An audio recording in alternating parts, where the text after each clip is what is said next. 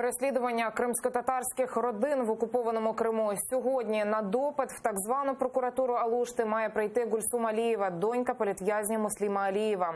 Окупаційні силовики затримали її напередодні на адмінмежі з Кримом, коли вона поверталася додому з материкової України. Спочатку допитували прямо на пункті пропуску Армянськ, потім повезли в місцевий відділок поліції. Затримання пояснили тим, що вона нібито розшукується ФСБ. Як вдалося з'ясувати адвокату, у цих списках вона знаходиться через кримінальну справу, яку закрили ще на початку цього року. Загалом дівчину протримали більше 3 годин. Как мы полагаем, инициатором, скажем так, этого розыска все-таки является Компанейцев Александр.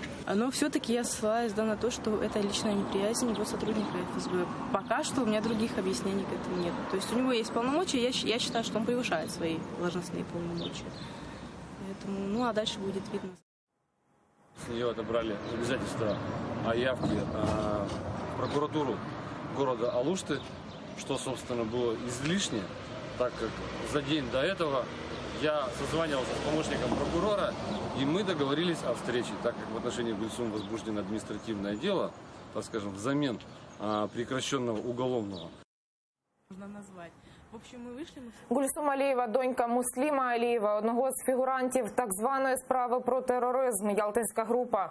Його заарештували ще в 2016-му. Весь цей час дівчина перебуває під пильним наглядом силовиків.